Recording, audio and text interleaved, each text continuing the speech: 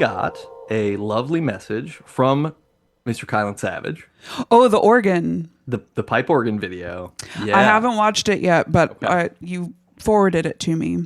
It is amazing because it's like it's the pipe organ is like literally just all around the back and Yeah, out that's and outside crazy. edges of this cathedral, and it's like built into the balconies and under all these things.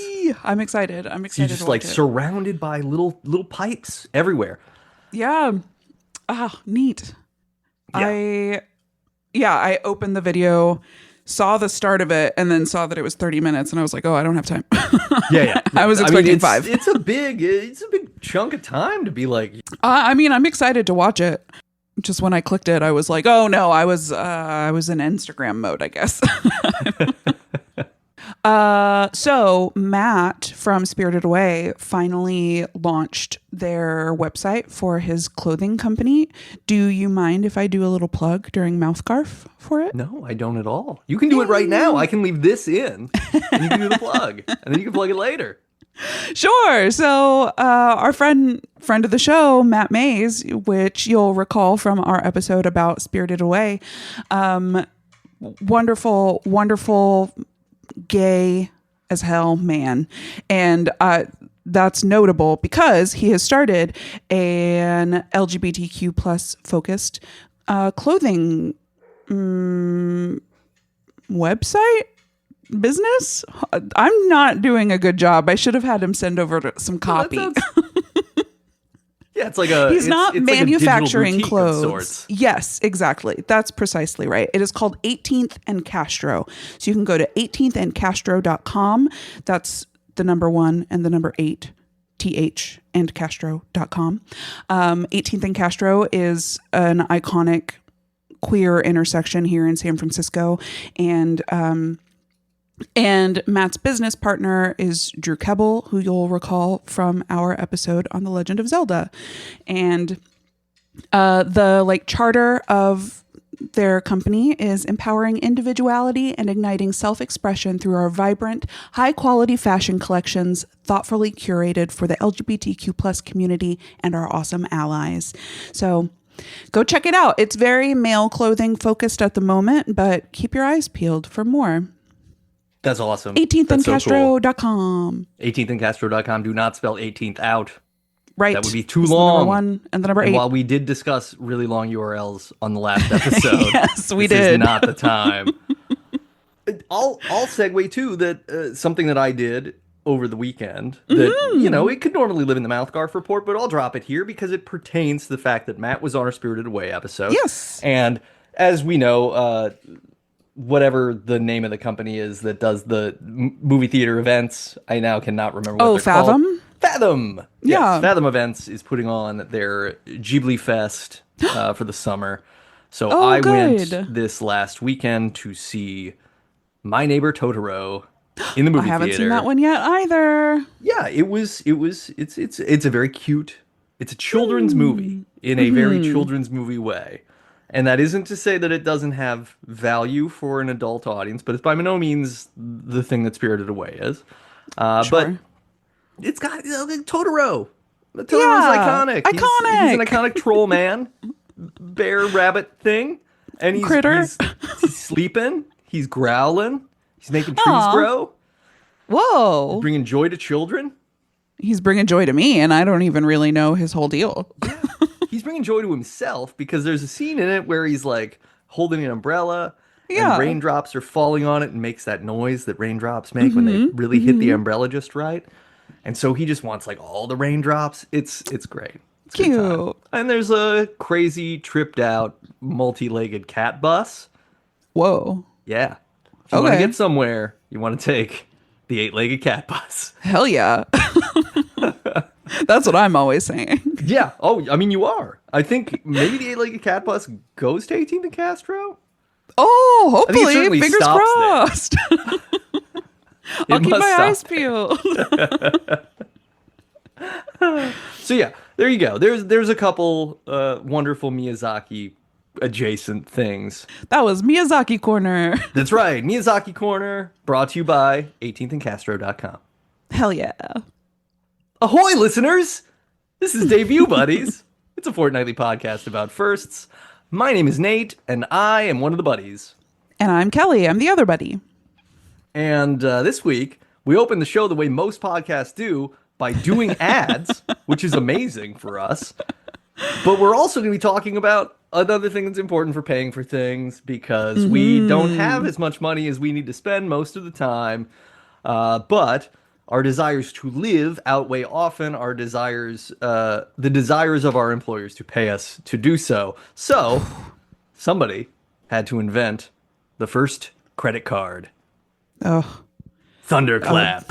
horrible, horrible day. It's a dark day. Now, don't worry, Kelly. Your kind weren't allowed to have these until 25 years after they premiered. Oh, I know. Just wanted to make sure we got that out of the way because the first time women could have credit cards was 1974. There was a whole act passed about it, which is nuts because that's very recent, right? That's so recent. we are about to celebrate the 50th anniversary of the film Jaws, which has an iconic timelessness to it. And to go to Jaws, women would have just barely been able to use a credit card to pay. And they probably couldn't anyway because the movie theater almost certainly was not taking Probably credit wasn't cards one for of the tickets. merchants. Yeah. 'Cause tickets were like $1 anyway. But like the concept, it's wild to think. I don't know, man. Maybe the concessions. I mean, that's where movie theaters make their money. So maybe that was like quote unquote restaurant. That's fair. Yeah. Be like, hey, do you want to ring up the filet mignon we sell at the movie theater because it's the 70s and we're actually feeding people? Baked Alaska at the movies. Some oysters Rockefeller with your viewing of Jaws. Like a beef carving station. See now, yes, this is what I want. I want it to be like a country buffet inside every movie theater. The movie theater. It's like, hey, do you just want to see the movie or you want to get in this delicious thing where you can get pizza, ice cream, eggs and bacon, ham? Oh, anything your heart desires. Literally anything. All of it'll be just fine. And room temperature. Yeah. And if you get sick, look, there was a waiver when you walked through the door, so don't add it. You took your life into your own hands. I always think it's funny that it's called concessions. Because concessions are usually a thing that you like you cede to someone in negotiation. Like, I'm going to concede to you that you're going to be hungry in this movie. So here, take this popcorn. It's dangerous to go alone. To tie it back to our take this popcorn.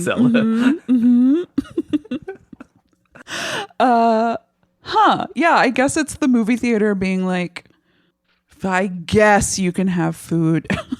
Yeah. They're like, we really shouldn't. Fine, if you buy a ticket, you can also buy popcorn. And maybe that's what it is. Maybe there was a push-pull, and they were like, no, people should be here for the joy of cinema and nothing more. People come here for the air conditioning. What do you mean they want snacks, too? Yeah, exactly. Cold people don't eat. Cold people don't eat. These are now things that I feel like my grandfather would have said, like, cold people don't eat.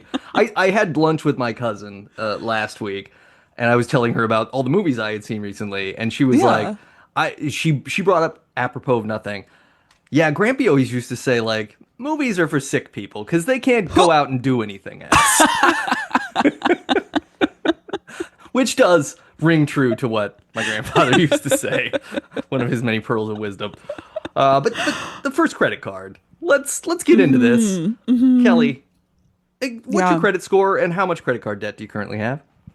I don't have any credit card debt. Do you really want to know my credit score? Because I just looked it up and it is sick as hell. Okay. Yeah, mine's sick as hell too. So let's go.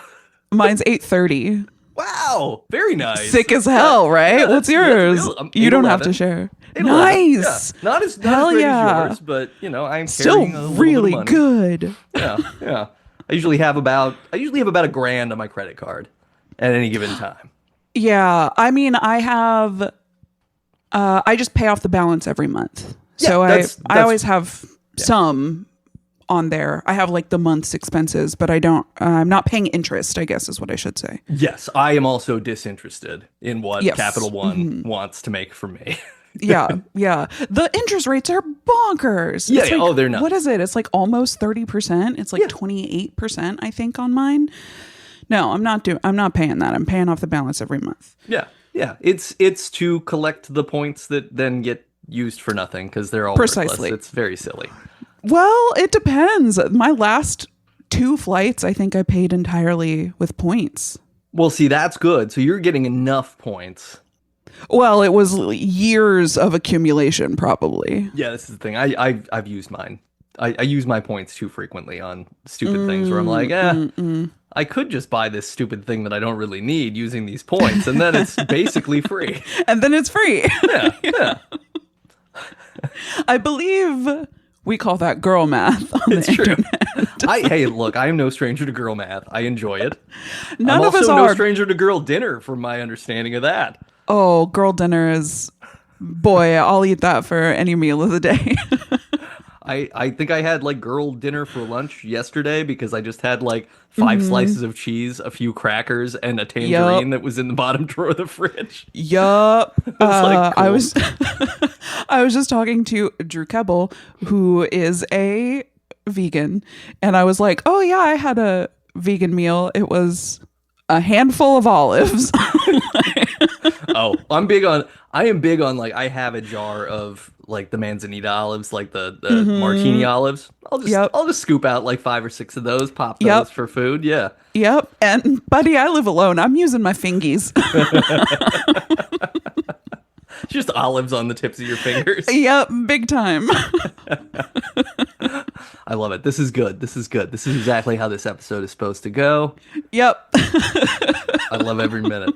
First credit card, there's a straight line to olives on the fingy. I mean, look, the cycles of debt and the accumulation of money to accumulate new debt, to accumulate more money, to accumulate new debt is what causes us to go olive finger crazy. It's true. And honestly, olive dinner is an economical dinner. It so is. Plus, it's loaded with brine, which is preserving. And that's one of the food groups. Yeah, yeah. Brine is the little told 5th food group. Yep. Mm-hmm. The others, of course, being Wood. wood. Yeah. Yeah. Because, if you got like an old toothpick and it's kind of been soaking for a while, there's a lot of fiber in there. It's good for you. Okay. And then the next is gin Chocolate. and chocolate. Sure. And then vermouth. So Yep. I just wanted to make it a martini. Yeah. And you succeeded, except for me derailing you. The toothpick. No. went there. The chocolate martinis exist, but not usually with olives. Oh, that's right. They do exist, huh?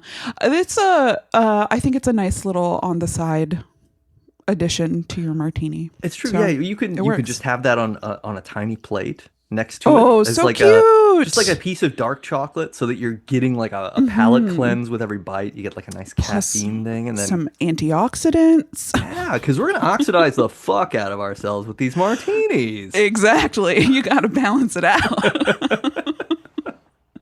I don't like to be anti anything, but I will be antioxidants. Got to. When did you get your first credit card, roughly, if you can recall? It was after college. I want to say it was like 2012, and I was scared of getting a credit card because I didn't have great role models for money management growing up, and I understand math, but I was so scared that I would abuse it and I would land myself in credit card debt. So my first credit card was a Target store credit card. All right. Because the balance was very low, or the credit limit was very low. I think it was like $300. So I was like, okay, I cannot get myself into too much trouble. I think I can handle this. And so it was my starter credit card. Damn right. And it worked, baby. Now I've got an 830 credit score. Yeah, now somebody will give you a credit card with a $40,000 limit without Yeah, batting an dude. eye. Be like, oh, she's good for it. Look, Do you just want this stuff? Because you can have Oh, it. thanks. Yeah, I We would we love it. assume you'll come back and pay for it because you have shown nothing but. Ooh, that credit history is pristine. Yeah. When was your first credit card? Yeah, similarly, after college, it was, I grew up with good role modeling, but also with the constant, like, look, you don't want to do that. My Right, my my yeah. dad has always been sort of like, hey, I don't buy things on credit cards. He used credit cards for business for the purpose of like, we're going to purchase stuff for a job that's immediately going to be paid by an invoice or whatever, but Yeah, that makes sense. it was never like a, hey, we're gonna go to the movies, we'll put it on the credit card. It was like, no, we go to the movies, we use cash or a Yeah, debit or the card debit. or a check, you know. Yeah. So I grew up with that and with the very clear warning of like, hey, this is dangerous. These are It's dangerous things because it's you dangerous. won't know. One of the talks I remember getting is about like really thinking about how the psychological difference between like putting the card down to handing the card Mm, to someone back then, because now you think about it even less 'cause you just tap the fucking thing. you If just you take tap it it. out at Yeah. all, you might just Right. touch your phone. But the psychological difference of doing that, of like using a credit or debit card even to buy something expensive versus pulling out like, here are the seven Dollar $20 bills. bills that I'm handing you right now, and Yeah. fathoming what you're doing. You know, I just had like a crazy flashback as you were describing that. I bought my first car with cash. It was a beater. I paid $1,000 for it. Hell yeah. Probably the same year I got that first credit card. And my $300 credit limit Target card was not going to buy me a car. So I paid Well, it in cash. $299 car, maybe. Maybe. And yeah, counting it out was so like, oh boy. Yeah. Like I know that this is an inexpensive piece of shit car, but counting out that much money in cash was very like, whoa, Yeah. that's a real amount of money. Yeah, and you're looking at it and you're like, wow, that's so much. Like I could do lots of things with that money. I could do Should I so do much with this with it? that. Is this, yeah. I guess I have to get to work somehow though. So, Yeah, which, hey, look, we're gonna get into that later. yeah. Like the fact that you gotta spend a lot of money just to be able to participate in the system where you don't Yep. make enough money. But Yep. capitalism. The Capitalism. the thing for me was I never probably would have gotten a credit card at all had it not been that after college I wanted to get a cell phone that wasn't Yep. like I only had kind of an emergency phone that my dad had given me, which was like, don't ever really use this. And the couple of times I used it, this was in the 1960s, I guess, because I'm Yeah. 272 years old. That's The right. back when like your minutes really cost a lot of money. So this phone that I Cost had so much had money. like 500 minutes a month. Which is not very many It's minutes. so few minutes. So I had started dating someone. Oh, you're gonna burn through those. I was using my emergency phone to talk to her like after work and in between because I didn't want to get home to my answering machine and to my landline. So eventually this became a whole thing. It got expensive. I started getting in trouble for doing that. And he was like, Yep. you got to get your own phone if you're going to keep doing this. This is stupid. And I was like, you're right. So I went to the Fair AT&T enough. store in Boulder in like 2004, I'm guessing. Oh, the one in the mall. 3 or 4. It was actually Oh, on West Pearl Street, between east of the mall but west of 28th. oh, okay, There's like a Lens Crafters and then there's an AT&T store in a little strip mall. okay, okay, I okay. went there and I was like, "Hey, I would like to get a cell phone." And they were like, "Well, let me look you up." And I was like, "Here's my information." They were like, "Well, you don't have any credits, so we can't give you a cell phone." And I was like, "Well, but Yeah, why not? I fully intend to pay the bill every month. Why would you need a credit score for this?" And they were like, "Well, that's just how it is, brother. So, here's what you can do is you can get this same phone basically, but you have to pay up front." oh, 'Cause they had a plan where it's just like you had to pay the monthly bill at the beginning of the month. I still labor to figure out the gymnastics and accounting that makes the difference because like they're basically yeah. saying, "Oh, well, if you want a regular phone plan, we're billing you for the time you've used it for the month prior." But if you want this phone, you're going to pay us Oh. an amount up front. And when you use that up, you can pay more if you want to keep using it. I think that's how it is today, I was like, right? I don't see the functional difference. I guess I get that like you're whatever. Anyway, so I did that. Yeah. I ended up doing that for like 6 months. And then I went in to be like, okay, cool. So I think the guy told me before that if I do this for 6 months, and he was like, oh no, that's under some circumstances, but on this plan, it's like 2 years. And I was like, well, how else can I get a Ugh. regular phone plan? Part of this too was I wanted like a Razor, and you couldn't get a cool phone on the shit plan. You had to have Oh, like that's probably what I the basically had a big difference jitterbug. was. Yeah, yeah, yeah. So so I was like, okay, what do I have to do? They said, well, you need to build credit. So I was like, oh, okay. So my journey was I got like I'm pretty sure I just opened like a I think I opened the Capital One card that I have now. And then I also went to like the maybe the Macy's that was in the Crossroads Mall in the middle of Uh-huh. Boulder. And Yeah. I bought some like back to school clothes, even though I was out of school, but I bought Sure. clothes to enjoy the fall and put them on a store card, which similarly had like I think a $500 limit or something. So I Yeah, did I that, need paid that it off, low limit. never used it again. That thing just Yep. sat forever. And then this other card, like I barely did anything with until a few years ago, and then I started sort of using it the way that people tell you to use it, which is like put your monthly expenses on it and pay them off and just whatever and Just pay everything. it off. Which Yeah. which again, like we're gonna talk about how sort of stupid the origin of credit cards are when we get into So fucking this. dumb. But the fact that like our financial system is based on this idea that you should go out of your way to pay someone else to then pay your bills Right. through a third party to prove that you're like serious seems odd to me, right? It's It's weird. goofy. It's goofy. It's almost as if someone is propping up an industry that doesn't have to exist, but Yeah. forcing us all through it so that it functionally must exist, And we just accept it. and we do. So the reason that I got my first credit card was similar.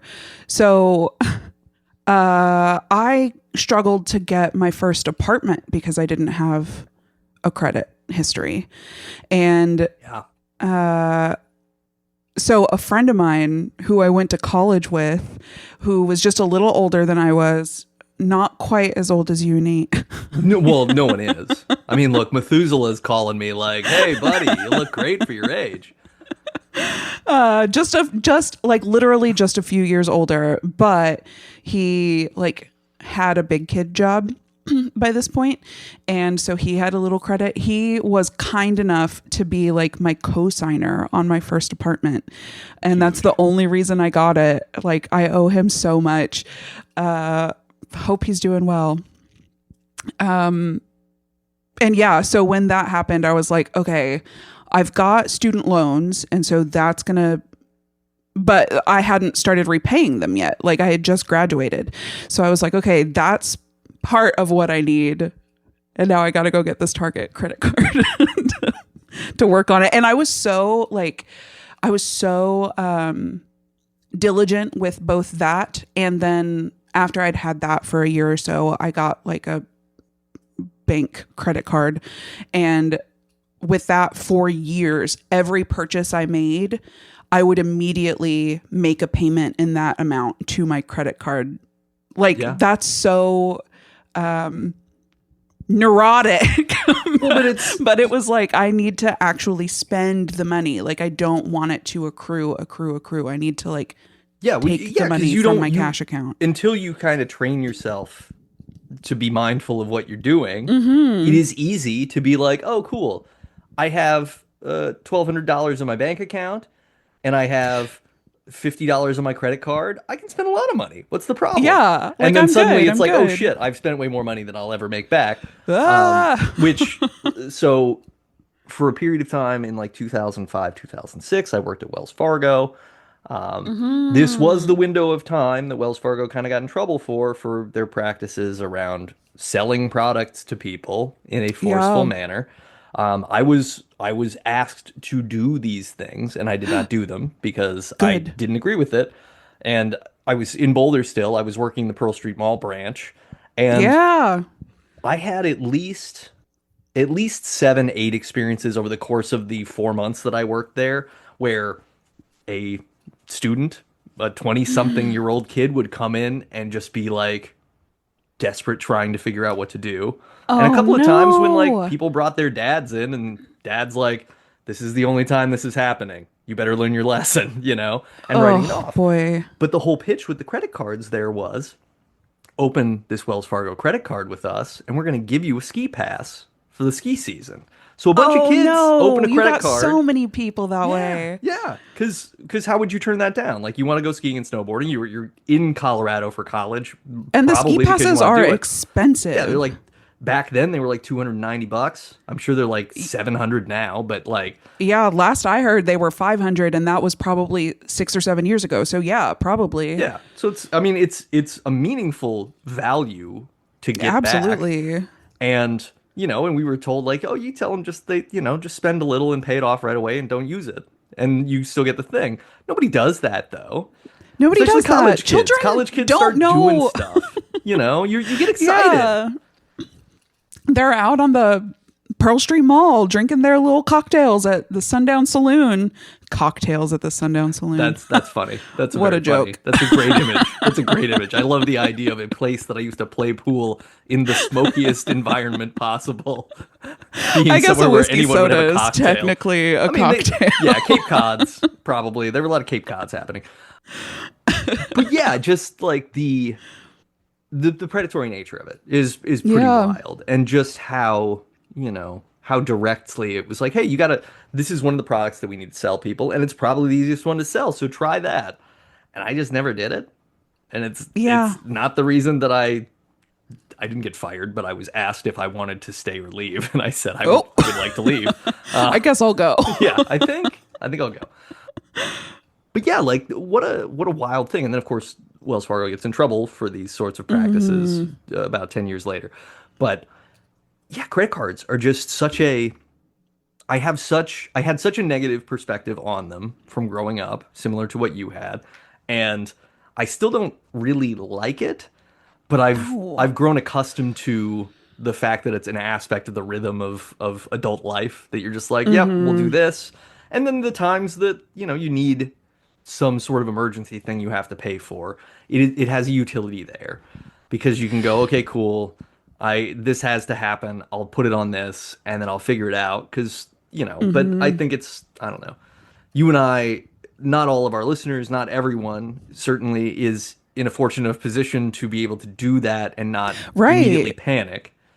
And certainly when Yeah, I was in my absolutely. 20s, I would have done that and immediately panicked. Like if I had to put $700 for like a dental thing on a credit card when I was 25 or something, I would have Oh, lost God. my mind. I don't know what I would have done. Yeah, I would have lost it. I would have I would have looked at the balance every single day. Like I would have obsessed over it. Even with my student loans, which were like, first of all, I didn't know what I was doing when I signed up for all those loans. That's how they do that too, though. Yep. So when I graduated and was like, whoa, that's a lot of money. Oh no. And had to start paying it back. I had spreadsheets for it where I was tracking the interest. I had I don't know, 15 loans. And so I was like, not which one has the highest interest, but which is costing me the most in interest every month, right? Like Yeah. if the highest interest rate is on the lowest balance, I'm not spending as many dollars in interest, so that can sit there for a little while. Like I was prioritizing extra payments to the one costing the most net. Yeah, you're doing dollars in Moneyball stuff. interest. You're analyzing, yeah. you're doing deep metric analysis to figure out oh, this, if I can put $100 on one of the two of these, which one goes further? Exactly. Yeah. Exactly. And that's exactly what I would have done if I had loaded up on a credit card in a way that I couldn't pay it off. Yeah. Yeah. Just obsessed. But where did all this start, listeners? Where did this madness begin? I'll tell you what. Idiot. Some idiot. This begins in the year 1949. Now, I read this same story from multiple different sites because there are multiple tellings of this origin story. Yeah. And they vary based on, I think, just sort of how whether I'm reading it off the Diners Club website or I'm reading it off of something else. Um, but it doesn't vary The too root much. of it is all the same. It's just like little details that change. Yeah, yeah. There is a we'll get to the true story, air quotes, that has been Right. pitched as like but the original story is that in 1949, this guy named Frank McNamara, he's a businessman. I want you to think of like a stodgier Don Draper type. That's kind. Yeah, that's true. He's the well, just think of a man in the 50s in Yeah. 1949 who's in a suit. And I don't know how old he was, but imagine somebody in their late 40s. Yes. Yeah. Yeah. Because he's a businessman, and this was a time when like being a businessman was somehow a vaulted or vaunted Yeah. one of the other. Look, it was Ooh. important. It wasn't just like, oh, I'm anybody and I'm taking my clients out to lunch. This was like, wow, this is a big deal guy. Yeah. So he's going out to a place called Major's Cabin Grill in Manhattan, and the check arrives, and Frank pats himself down. He starts reaching. He's reaching in his socks. He's pulling his garters off of his socks. He's trying to reach in there. He's like, you know what? Shucks. I don't seem to have my wallet on me. You're going out. You gotta check. You gotta check for your wallet before Right. you leave the house, clowns. But he didn't. He didn't check. He might have been at the didn't office. check. He could have left it in his office. He could have. Who knows where this wallet is? But the fact is, Frank doesn't have it, and he ends up basically because this is how things used to go. The restaurant's like, hey, cool. You're here frequently. Let's just write this down. You can pay us next time. Frank goes home, and Frank's like, you know what? I can never allow this kind of thing to happen again. I'm humiliated. I am a businessman, not a business boy. So he decides there's got to be a better way, right? Basically, this version of the story from the Diners Club website is every infomercial ever. It's like Yeah, he's sitting in the place. The check comes. He pats himself down and looks like an idiot for 3 frames longer than is necessary. Then somebody goes, "There has to be a better way." And then suddenly the film is in color as he passes over a Diners Club card. So yeah, so Frank's like, "Hey, look, people don't want to carry cash. People don't necessarily want to carry checkbooks around. What can we do here?" So he gets together with his lawyer, this guy named Ralph Schneider, and they are like, "Hey, we should make a charge account company." Now, businesses at this time, like that restaurant, lots of restaurants and businesses had charge accounts that they kept for customers. So he didn't invent the idea of having a charge account because if you were like a customer at Tiffany's or something, like they got a charge account for you. Like Yeah. Mr. Moneybags goes into Tiffany's for breakfast. They're not like, we would like $200 now. They're like, we'll put it on your tab and you'll settle up with us at the end of the month. Or, you'll send your boy to do it or whatever. the Right. I doubt terminology is. you'll be here. Yeah, but he's- your servant. He doesn't sully himself holding the money, only spending it. So Ew, that's beneath me handling my money. how That's for the poor. yeah, the poor's may handle my money, but they may not have any. But that's a delicate big system. distinction. You're using the phrase charge account very carefully. And I don't think that I fully appreciated the difference until I really thought about it while we were discussing this. Yeah. Like a charge account is different from a credit account. A charge card is different from a credit card because you settle at the end of the month every time. There's no revolving credit like we have today. Correct. Yeah, and the charge account would be with the business. So it would be Yes. like you would have to have You'd have to have that Target credit card. You would have to Yep. have a Kohl's credit card. You would have to have a King Soopers credit card. You would have to have a the coffee shop on the corner credit card. You would have a George Costanza's wallet amount of credit cards to the point where Right. you could not sit or carry it. You would be carrying a duffel bag full of pieces of plastic or metal just to be like, wait, the give me a minute. benefit, I think for a lot of them, you didn't have a physical card.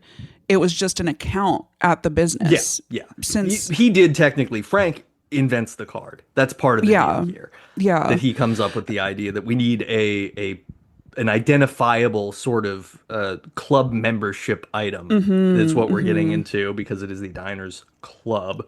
So despite the fact that this concept existed, Frank's like, hey, we got to figure out a way that people can just do this anywhere, anytime. So they come up with Diners Club, and they end up going back in 1950, and they have a prototype of the Diners Club card that they pay with at Major's Cabin Grill. Now, I don't have a lot of details on what that means because I couldn't find it, but that idea to me, the idea that I would walk into any business with like, here, I have a piece of plastic with my name on it that says I can pay you, and be like, here, let me try this.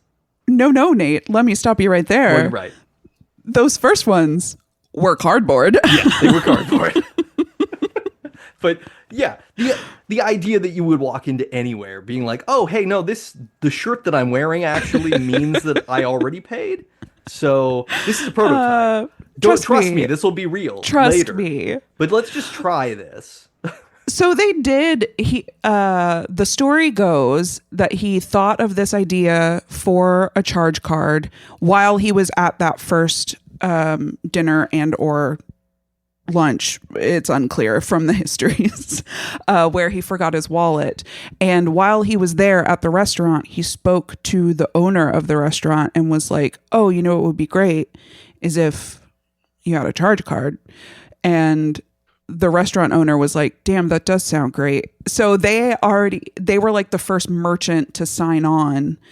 And while reading that story, I was like, why though? Right. Why What's would the they? incentive? What's the incentive What for the is the business? incentive?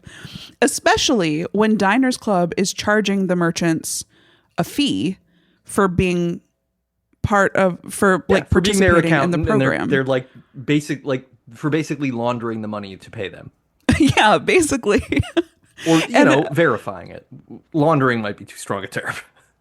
I was like, damn, that's still the case today. Like you see places that incentivize paying with cash so that they don't have to pay the like 3% credit card charge fee. Yeah, this is why this whole like stablecoin thing is happening because lots of people want that to be a thing. So now we'll just pay places in stablecoin, which has no fees on it. But every time I read that, I'm like, but won't it eventually have fees? Because no one's going to run this and not make money.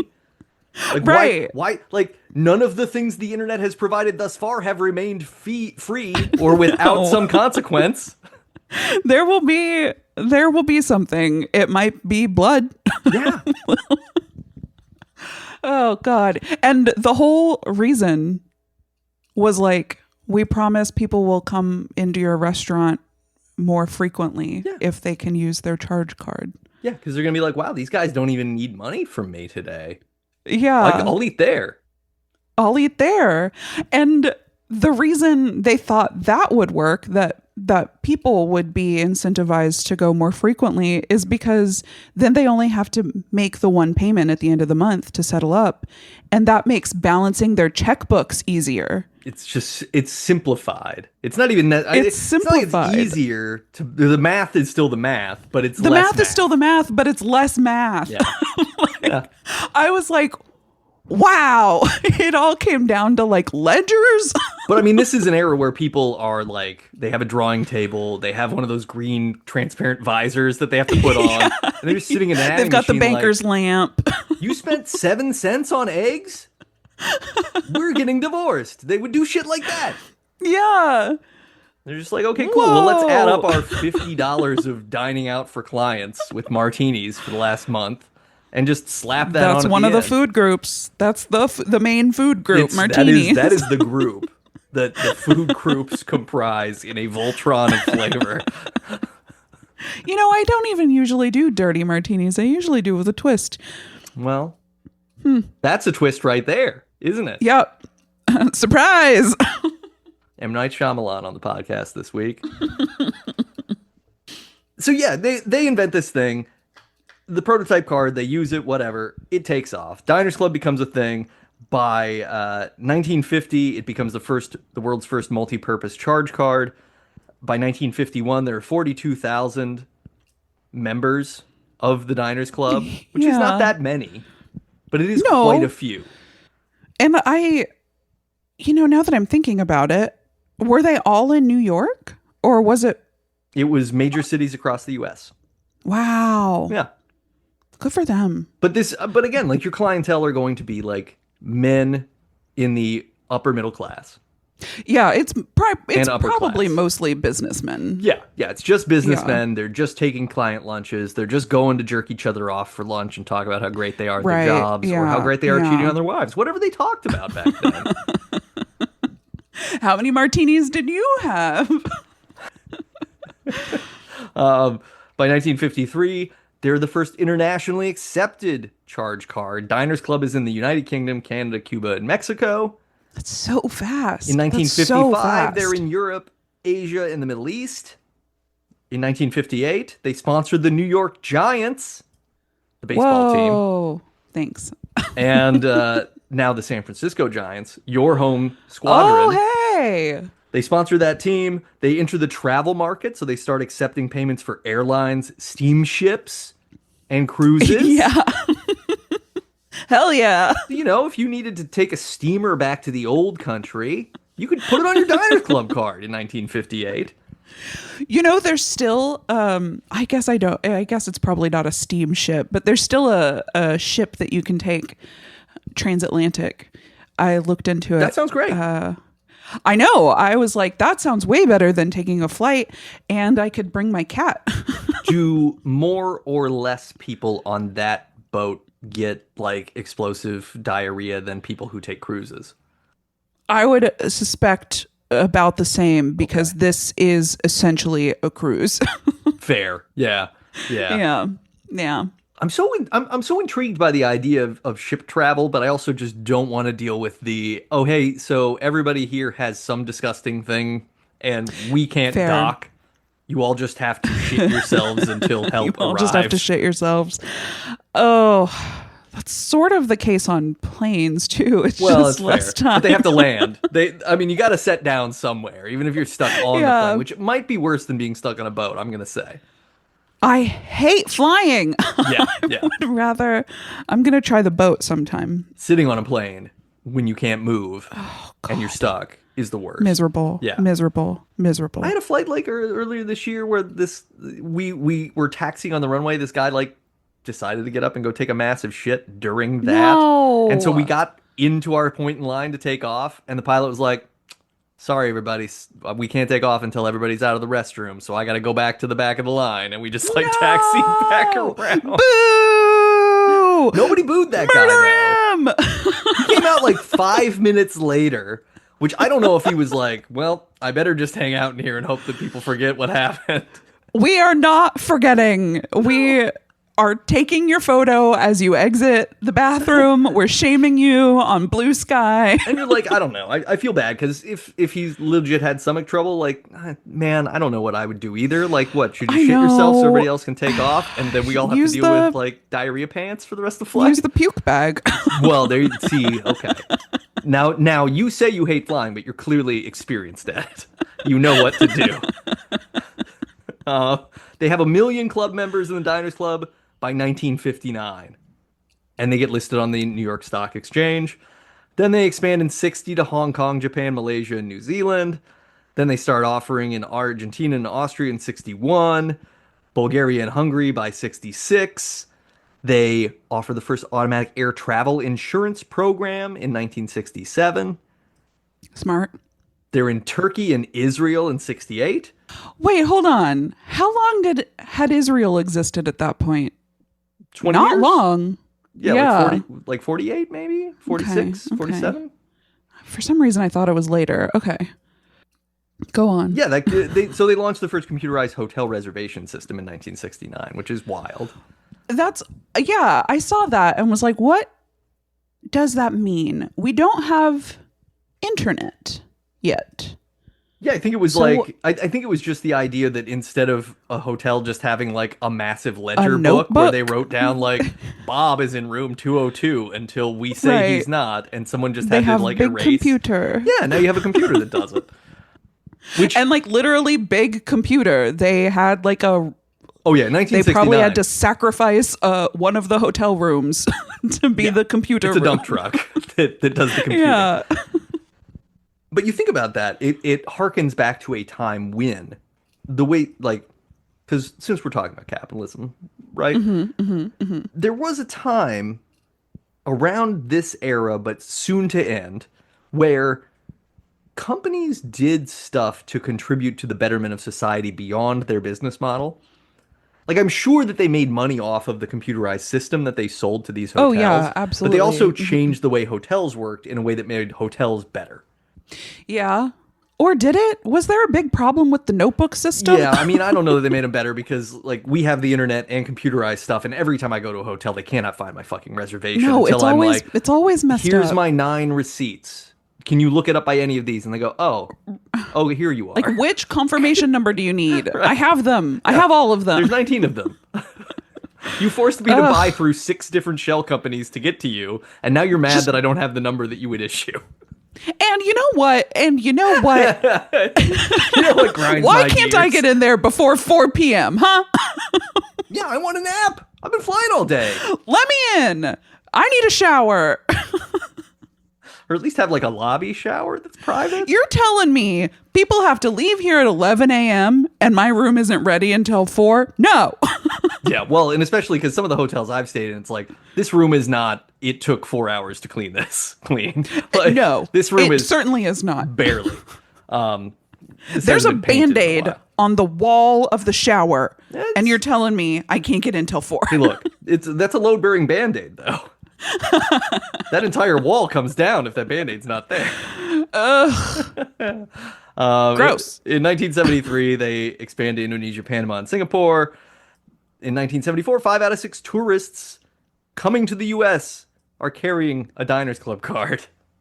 Which is wild, right? Yeah, Like, considering that, like, Diners Club has no tail for us in 2025. Like, I don't know Yeah, anybody. nothing. None of my contemporaries have a Diners Club card. I think you They can can't. get one. You No. can't. Yeah, you can't because they closed officially like a couple years ago. you can still get it, like companies can still get them, but you and I can't. Yeah. Like individuals cannot. Yeah. So like, yeah, it's just weird. They were so big, and then it just gets absorbed by Discover or whatever, which is Yeah. so silly. Yeah. They introduced the first corporate card program in 75. They were in Kuwait and the UAE in 76. They introduced something called Double Card in 1978, Ooh la la. which now, not just business expenses, we're covering personal expenses. Whoa. Little Bobby needs roller skates, and little Lucy Whoa. needs a tooth. What for? It's personal, and now you can pay for it with your Diners Club card. Oh, so the black market accepts Diners Club? I mean, what else are they going to accept? There's not really another option. No, Bitcoin. Fair. Yeah, I mean, now. Back in Oh, no, it's been 1979, you around. just literally bit a coin and went like, yep, that's real. Yeah, it was literal coins. 79, they are in Guatemala and Qatar. Then they're in China in 80. Then Citicorp buys them in 81. Whoop. Then they start this multi-billion-dollar campaign targeting business travelers in 1982.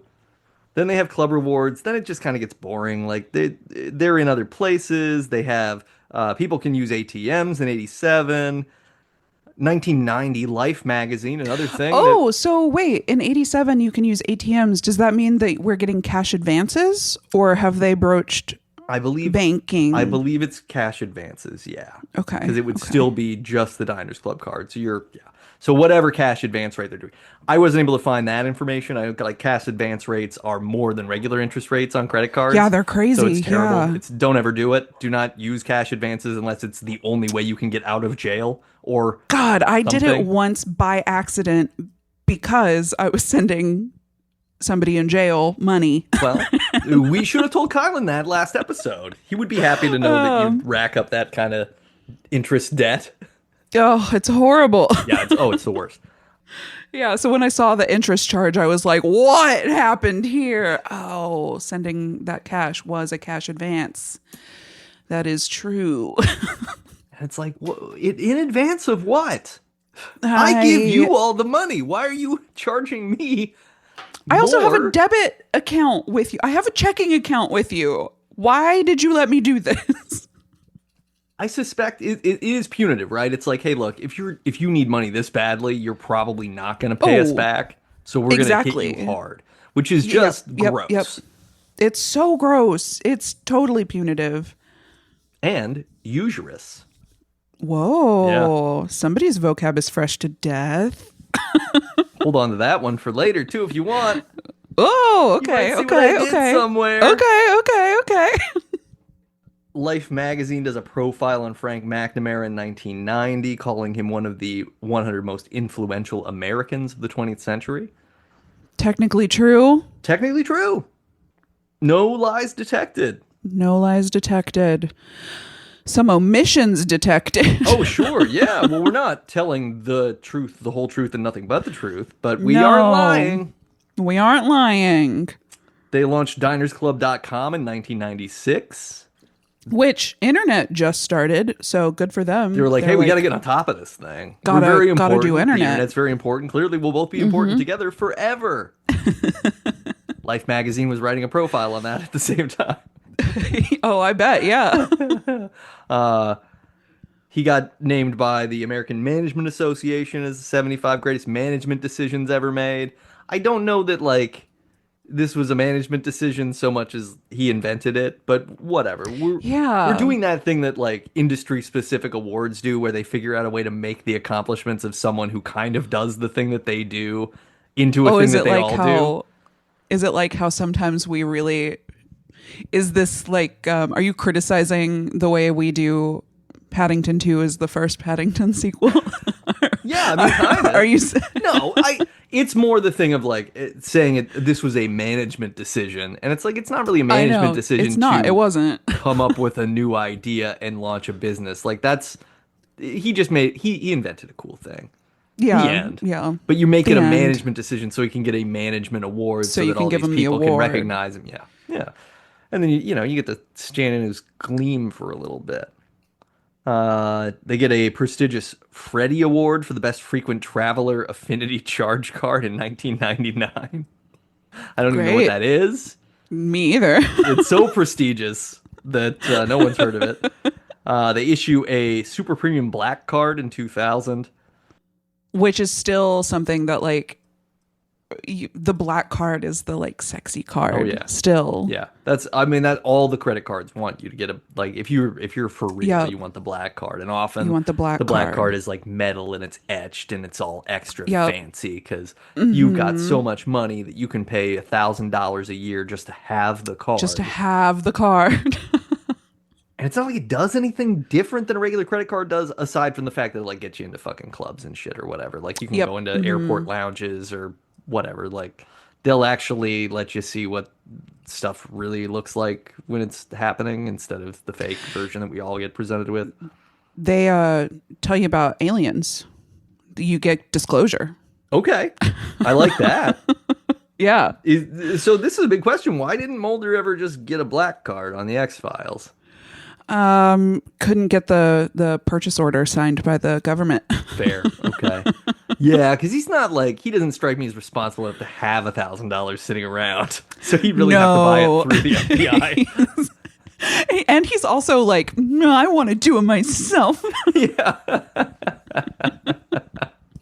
Like, would you guys take these old baseball cards in exchange for a black card? I got a bunch of used pornos if you want to check those out. Oh, God. He's great. Mulder's great. He's the best. Yeah. Yeah, I mean, otherwise it's just a bunch of other fringy bullshit, so it's not that fun. Now, the question is was that the real story? Did Frank forget his wallet one day at this restaurant and crack this idea open? And one Medium article that I found posted by Bold Awards is like, hey, this is the true story of the Diners Ooh Club la card. la.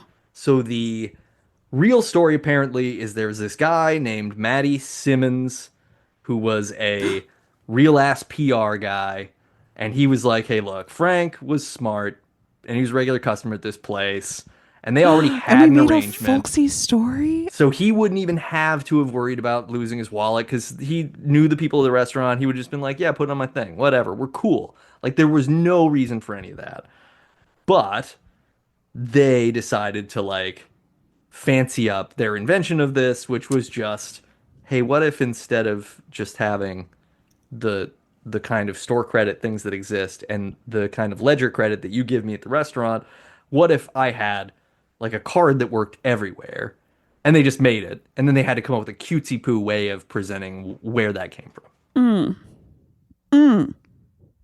You know, I am a fan of printing the legend, so I guess I have to stick to my values and say that I support this. But ooh, it kind of upsets me.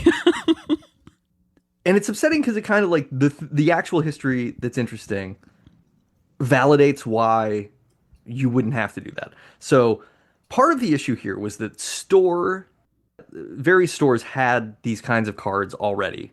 They'd had them since the 1930s. Yeah. And those store cards were basically little pieces of metal with embossed details that they just like used dog them. They would tags? press your number onto the bill so that they kept all of your number together, and then they would bill you Yeah. at the end of the month. The thing is that Frank realized that nobody who goes to restaurants wants, it's one thing to carry around like Gimbals and Tiffany's and Macy's little dog Right. tags with you all the time. If you had to carry like 50 restaurant dog tags along with it, that sucks. Annoying. Nobody wants to do that. Annoying. Yeah. You So look like a jailer walking around, like a cartoon exactly. jailer. Right. And the true prison is a prison of financial servitude. God, you're so right. I wasn't even doing that, but boom, bingo, boom. bango.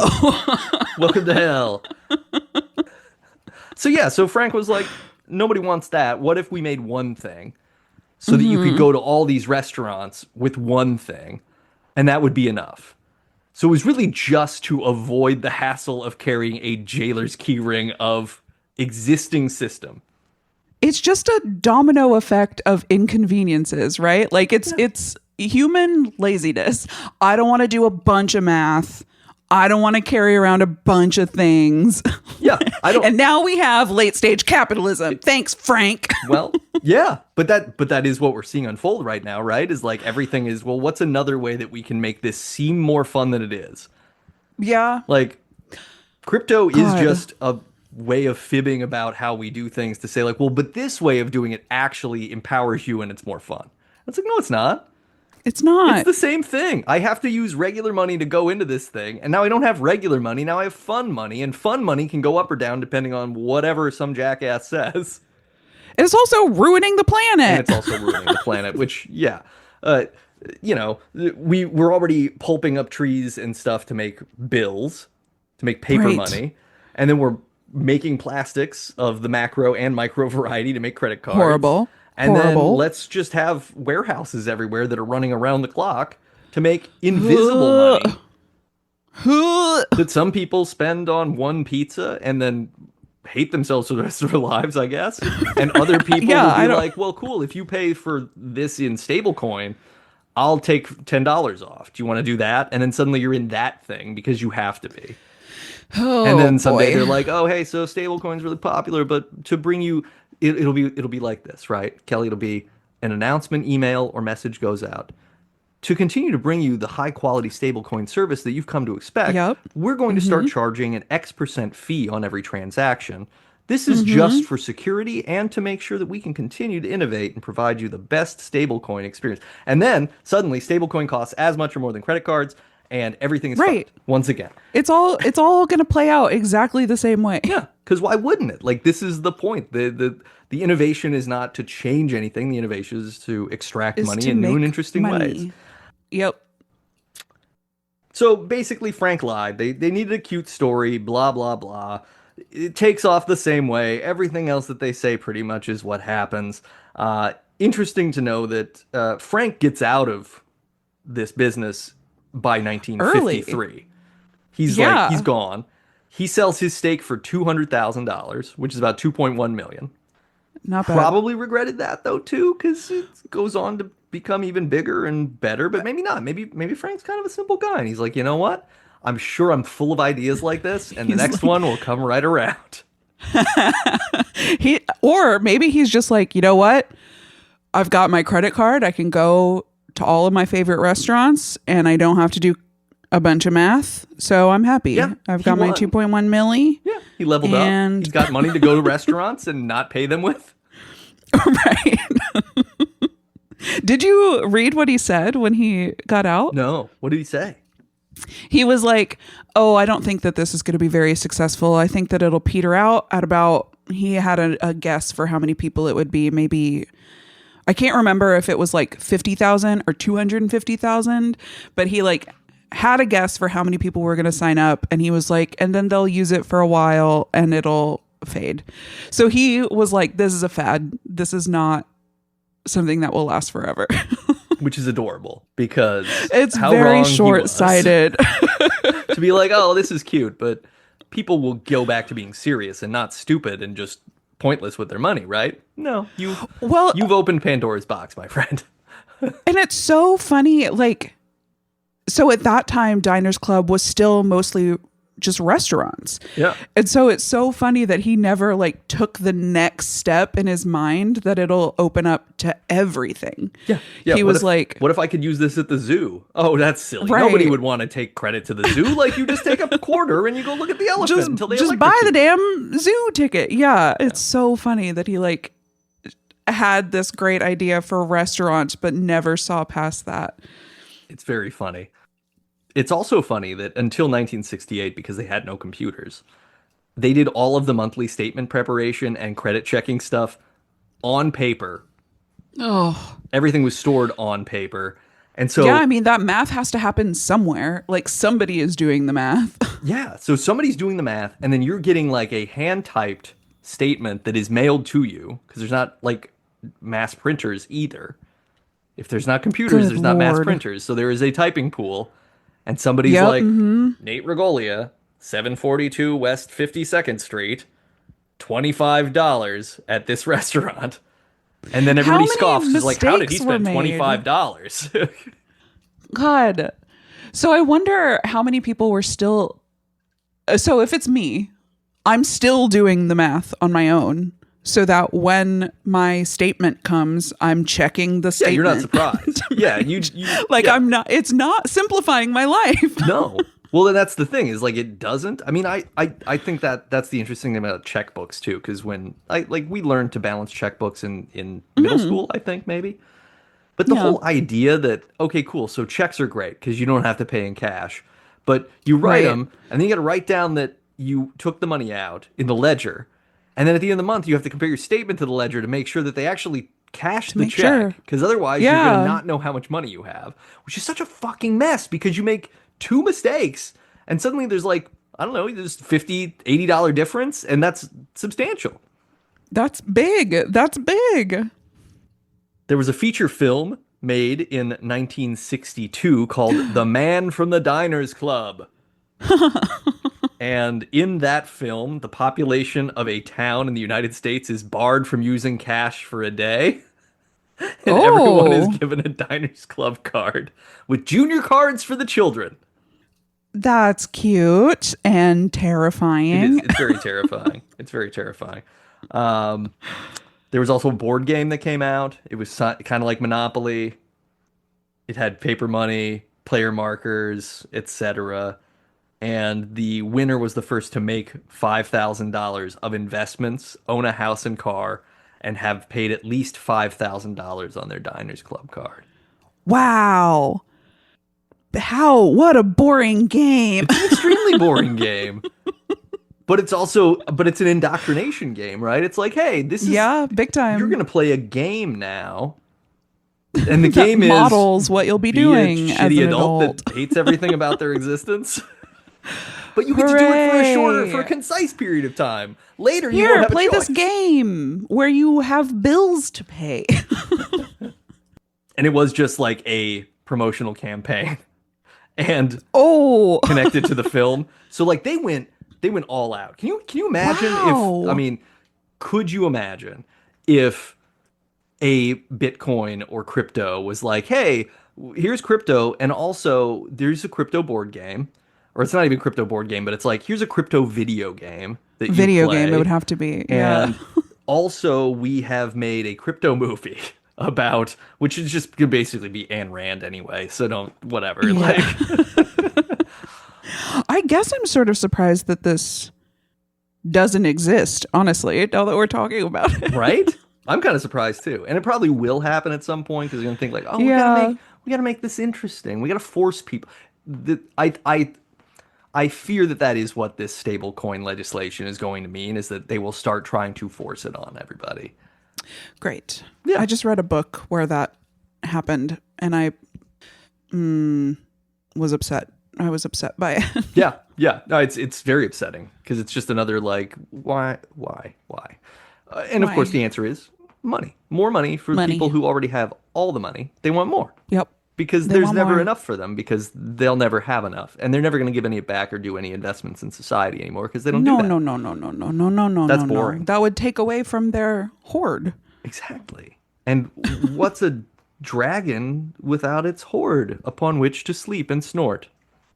Whoa.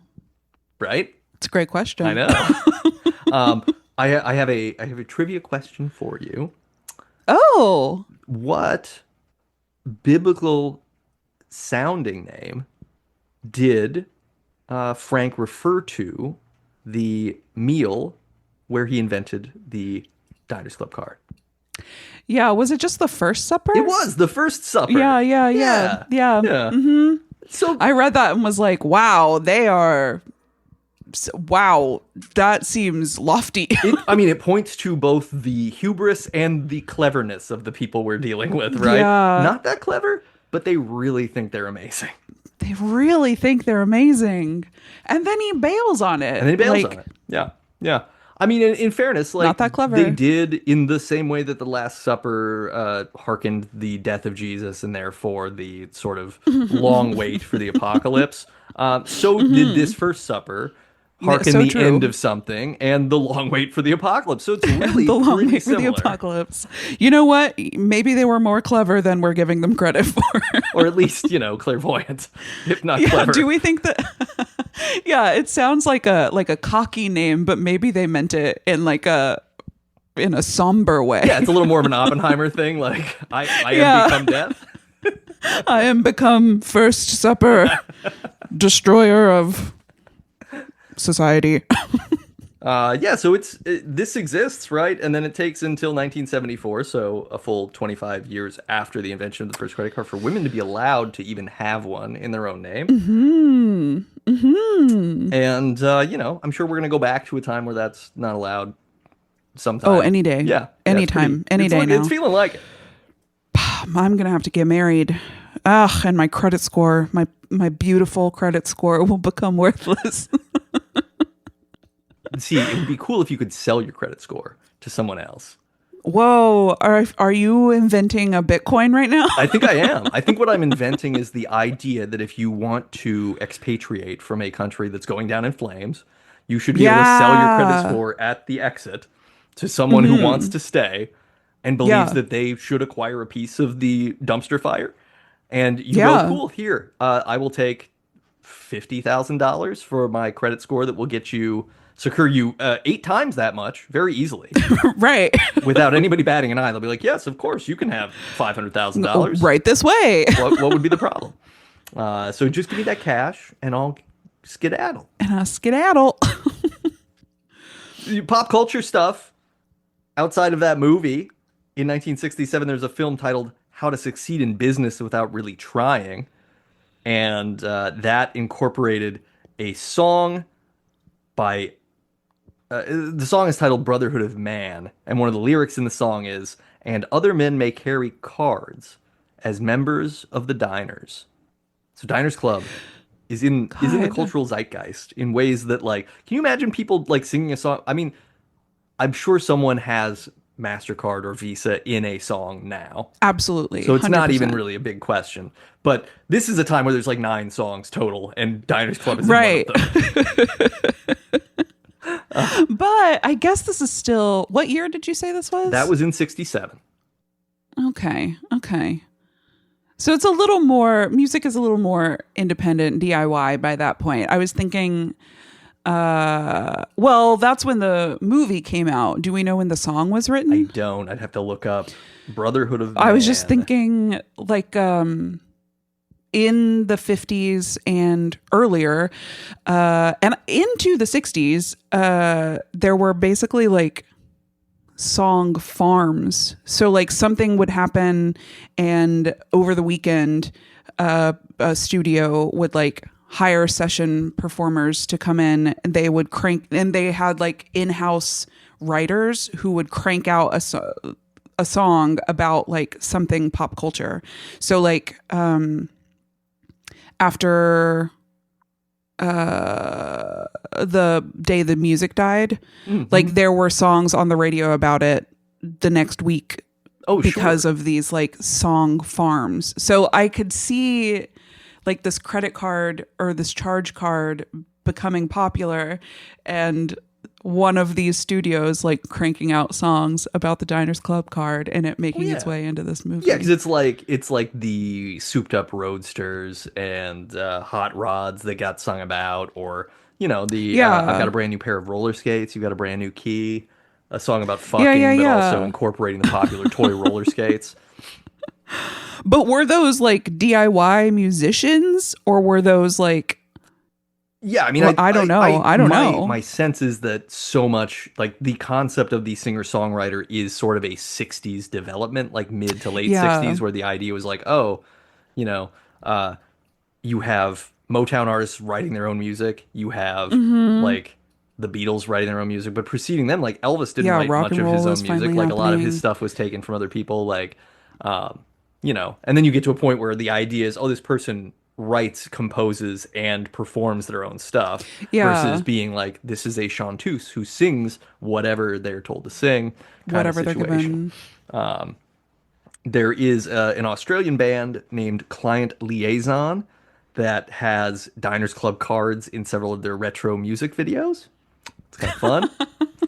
Oh. In season 4, episode 4 of The Office, Dwight Schrute runs a bed and breakfast, and he tells Jim and Pam that he only takes Diners Club and MasterCard. Oh.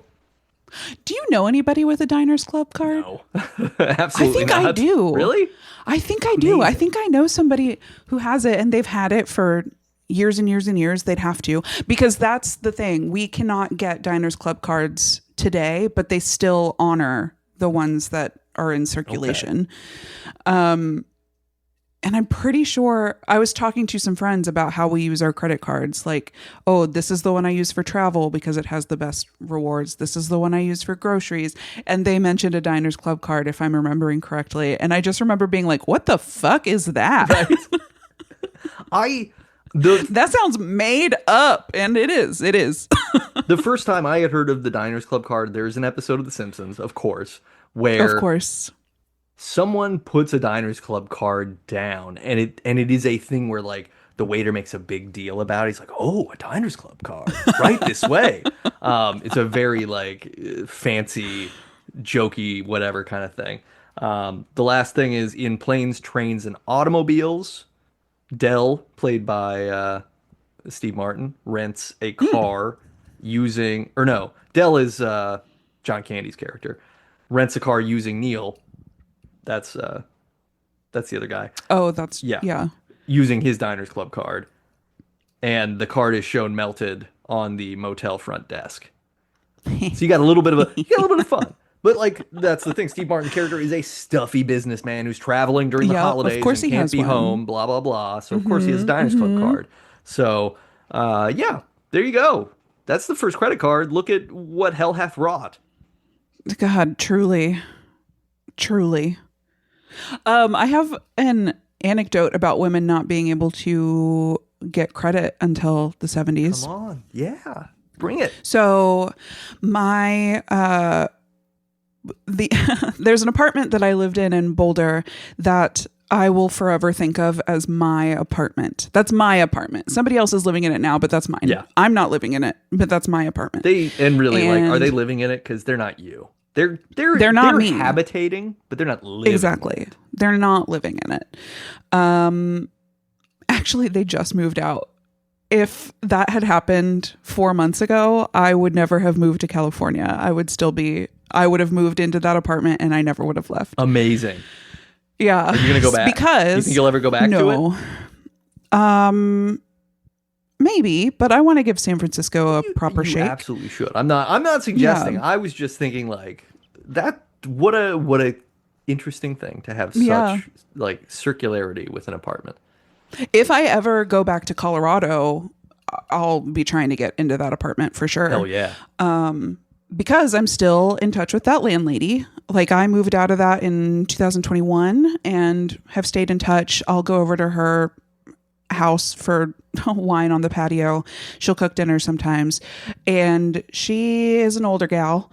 And in the 70s, she and her husband had just gotten married and they were trying to buy their first house. And she was the breadwinner. She worked at King Soopers and back then you could do that. You could work a grocery store job and make enough money to own a home.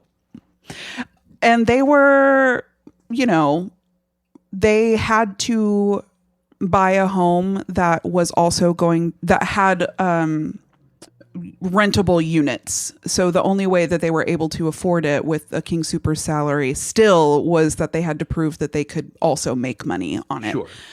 But she was the breadwinner. They were working on buying the house. They had, they were under contract. They were about to close.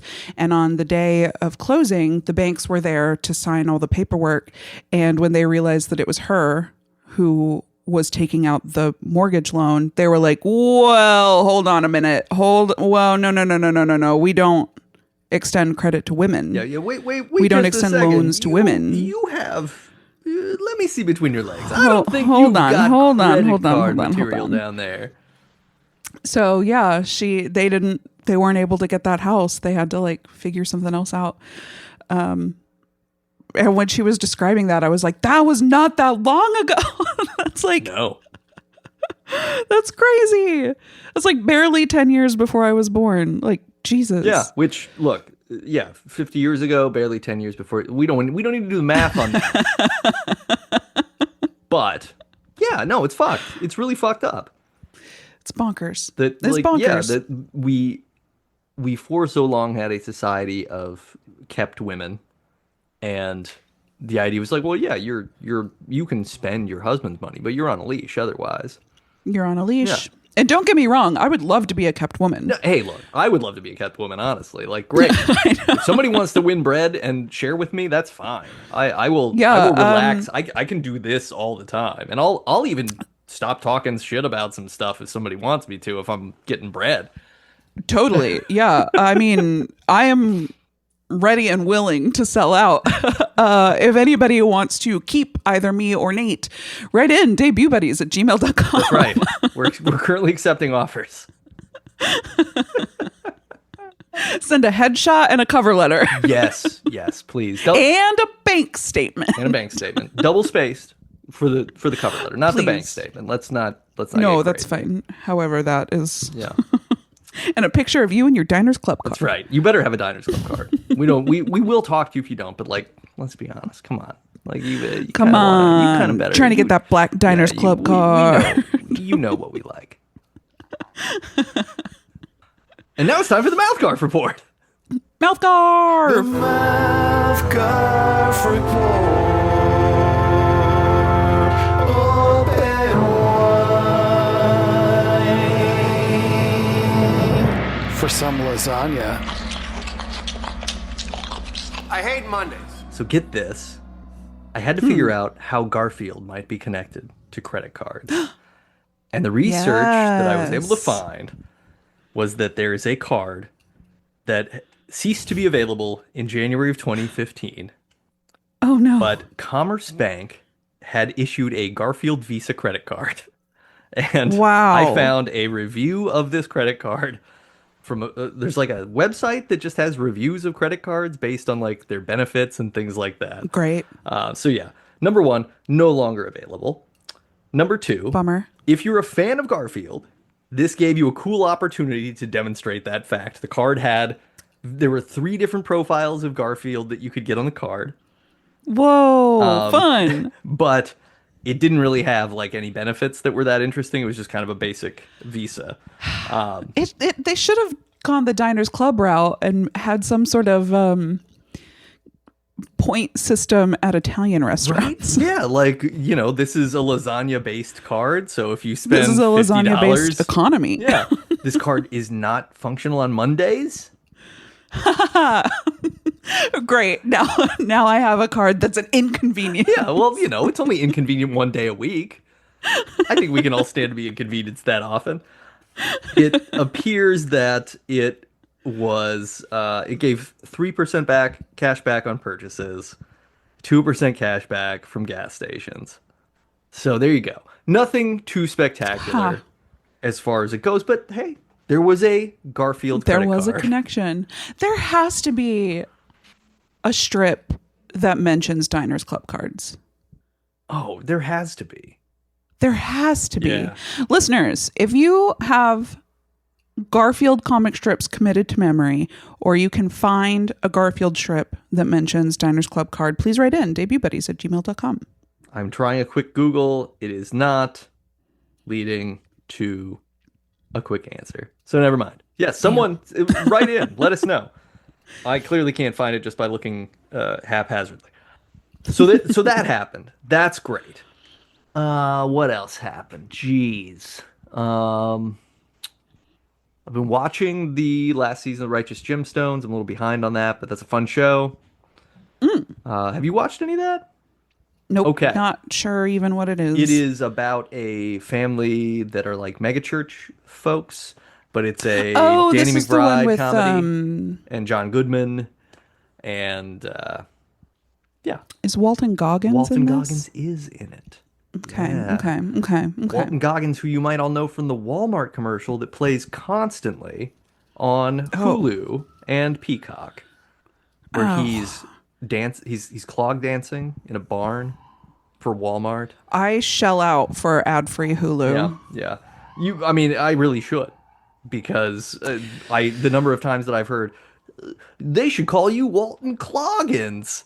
Ugh. I'm already upset. One, like, that is a joke I would make, but it's also a joke that I It would know to is. make one time and one time only, not something that should be One played time 5 only. times during the airing of a program. So that's cool. Apple TV plays. I still have like Apple TV ads on Apple TV, and I mute them with prejudice. Yeah, well, that's still what commercials are for. Like, you don't have to listen to them. I won't. You can't make me. I will plug another podcast though, because I have started listening to a podcast called We're Here to Help, and it's hosted by Jake Johnson, who you might remember from The New Girl, and I love him. Safety Not Guaranteed, as well as I think he directed a movie, and I should know it because they've been plugging it every single episode that I've listened to for the last 3 days, but I don't remember it. It's older too. Because you don't listen to ads. Right, I really don't. I've trained myself to tune out. But it's Jake Johnson and Gareth Reynolds, who is the co-host of The Dollop, and he's also a stand-up comedian.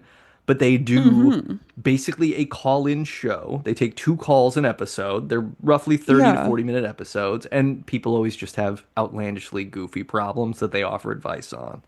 These problems have included things like a woman who was pet sitting for her friends for a week, and just like the whole week she just masturbated the whole time all over the house, and then at the end of the week was like, oh shit, there's a pet camera in here. Oh no! And so she hasn't heard from her friends who asked her to pet sit again. They haven't asked her back. She doesn't know if she should No. like should I go at this? Should I speak to this directly or what do I do? So that's one of the things. Another one that I just listened to earlier today is like a woman brought a man home that she liked and they're fooling around and he is sitting on her nice white sheets with no pants on and when he gets up there's a poop mark. He has to leave immediately. He has to go immediately and then block my phone number. The conversation became around whether or not she should try to teach him how to like clean himself because he Not my claimed that he had responsibility. not been taught. Not my responsibility. Google it. Yeah. YouTube Hey, it. look, I agree with you, but this is the show. It's a lot of fun, so I would recommend that. We're here to help. It's a good way to just like zone out for 30 minutes. But Oh, that's they fun. That sounds have- cute. They have 3 ad breaks in that show, in a 30-minute show. You get ad to open, you get theme song, you get a 3-minute opener, you get 3 minutes of ads, you get the first call, you get another 3 to 5 minutes worth of ads. And then actually there's the ads at the end too. It's a lot of ads. I'm not super keen on that. I get it, they got to make a little money, whatever, they're doing their thing. I know. But yeah, I'd rather not. Especially in such a short show. That's how I feel about This Might Get Weird, which is a super fun podcast. It's hosted by Grace Helbig and Mamrie Hart, who are old school YouTubers and comedians. And I love the show. It's just a chatty, shooting the shit style podcast, but it's less than an hour and there are 4 or 5 ad breaks. And I will say, what I like about their ads is that they do play like a jingle beneath it and they are read by the hosts. Yes. So it's not like injected ads. It's like they're doing ad deals, but they play a jingle underneath it so you can scan forward through it. Very and you smart. know if you're outside of the ad because the jingle isn't there. And that's actually something on my defunct podcast 13th Depository about the Wheel of Time. I took that and when we were doing spoilers, I played a jingle underneath so that people could scan forward. Nice. But how thoughtful are you? Oh, I don't want spoilers for people. I know the answer is you're very thoughtful. Yeah, thanks. I will say I will always listen to ad reads by the hosts when they're done as like a live bits and skits kind of ad read. I listen to the podcast Blank Check frequently. Griffin and David will do bits and skits with their ads sometimes. I mean, they used to do it a lot, like early going. They would have like someone's knocking at the door, and then Griffin would like trot in as a weird character, and then that character So they're really doing like a full sketch. Yeah, they would do like a whole thing. And that was enjoyable because it's like, yeah, okay, I guess like Brooklyn is interesting to me because these people are making it fun. And I you know admire what? I've even- got some Brooklyn and sheets that I really do like. See? This is not an ad. Non-spawn. Non-spawn. Would spawn. Even like Scott Aukerman and Comedy Bang Bang will do at least like he does creative versions of the ad read. So when he does like there's one Squarespace ad that he has to read, and he reads like 2 lines and then he just says AI like 8 times in a row, getting louder and pitchier as he does it. And I know that what it is he got the ad and it says, please mention the AI 8 times in the ad. So he's like, yeah, So okay, he's here just you go. knocking it out. AI. And that's especially funny because what that means is that Squarespace is validating the ad reads with AI. Yeah. And so, They just need it. and so they're it's like, in there. check Cool. mark. They did They it. did what we asked. I guess here's your money. Ka-ching. Contract fulfilled. So that was fun. I already kind of said that I saw Totoro. That was a delightful time at the movie theater. Yeah, speaking of ads, let me just real quick, one more time, mention 18th and hey, Castro, 18th and an Castro. LGBTQ plus friendly clothing store. Hell yeah! I mean, 18th and I'm Castro.com. gonna check it out just because I'm curious. I like fun clothes. There's good stuff on there. I think you'll like seeing it. stuff. Yeah. The other fun thing that I did over the weekend was I went to the batting cage and I hit baseballs. It's always fun to do. It's also fun to remind yourself how sore your torso gets when you torque it for like, a half an hour. You're just like rotating. and rocket it into something. Yeah. It's different. But great. What a great time. Really enjoyed that. And yeah, otherwise, the only thing I got going on. So I've had this like I've had a lot of like jaw tension Oh for the no. last few Oh days. no. So I'm actually contemplating not wearing my mouth guard tonight to see if I can unpromote the sort of All the urge to bite down on the clenching. thing because it's there. Mm-hmm. Because it's like it's making me kind of like anxiousy sort of when it gets really tightened up, you Yeah. know? So we Yeah. got that going on. But it wasn't happening, of course, when I went to the dentist a week ago. So I didn't have anything to report there. Do you think they slipped you something to make you have to come Oh back man, sooner? yeah, it's a conspiracy. They're like, here, we'll Did just they put it in the fluoride treatment? yeah. In the They're like, polish, hey, maybe? I gotta poke those teeth, and then he's like, haha, I've injected some whatever Yeah, muscle that's what all tightener in that there. tapping was about. Yeah, jeez. See, now I feel abused, and honestly, you know what? The other thing is, I feel embarrassed because as a 272-year-old tooth thief and collector, Connoisseur. yeah, I should be ready for this. I should be prepared. I shouldn't be caught off guard this way. No. What am I, an amateur? I'm sorry. I'm sorry that you're a rube. You're a It's true. rube. I know. I feel real ruby right now. Rubish? I'm so sorry. I'm so sorry that this happened to you. Yeah, don't wear it. I hope it helps. I've still not been wearing mine. Oh, here's something. So every day I search the date in my photos as a method of cleaning out photos Sure. and organizing them because it's the Wild West in there. And a photo that came up today, oh, it's the 22nd. I somehow am a day off. Did you think it was the The 23rd? 21st. I thought it was the 21st. Oh, So okay. I missed Well, it. you time traveled. I sure did. Aw. And one of the photos that came up for the 21st was, a picture of me from 2014. It was right after I'd moved to Colorado. And wow, could you see how crooked my front teeth were? Aw. So I was like, whoa, the sure smile worked. Until it didn't. And I do think that it fucked up my jaw, and now I snore and I clench all the time. So, So there's good things but and my bad front things. teeth aren't crooked. Yeah. Oh man.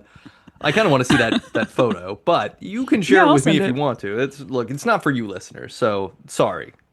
Maybe look, It's fine. if you let's talk about if you want to pay for our weird projects and stuff. Yeah, then maybe we can do a Patreon kind of thing for that. Yeah, maybe I should have a Patreon for you for all my teeth content.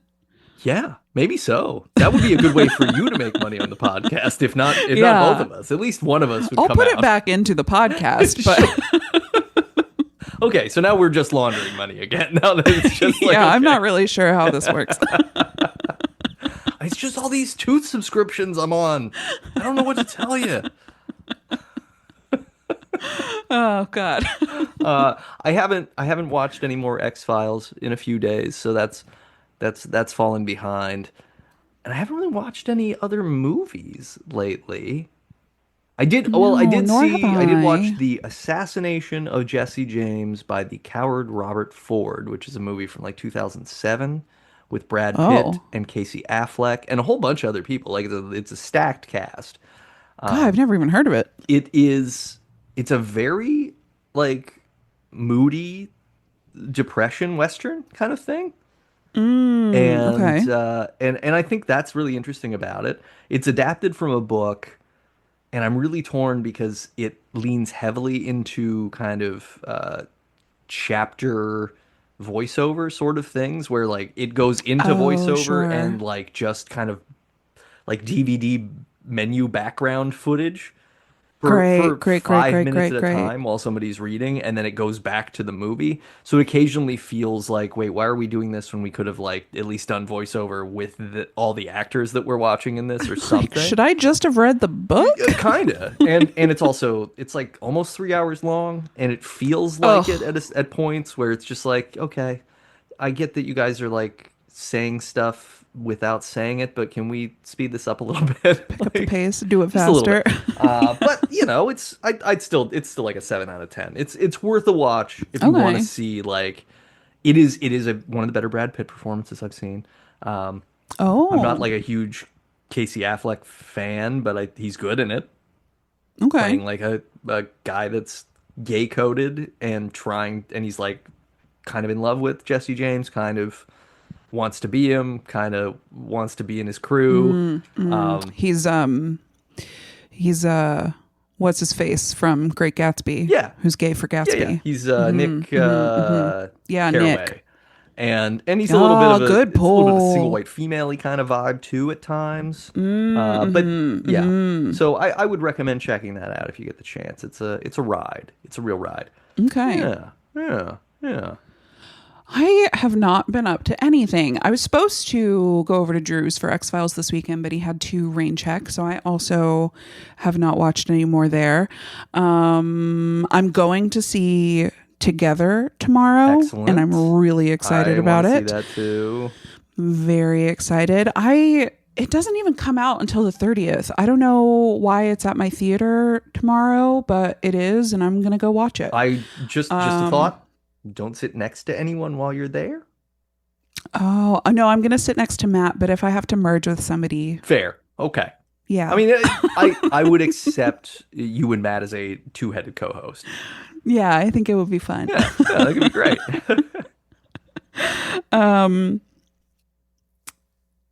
I haven't done anything. Great. No, hey, there's nothing wrong with that. That's a wonderful thing to not Yeah. have done anything at all.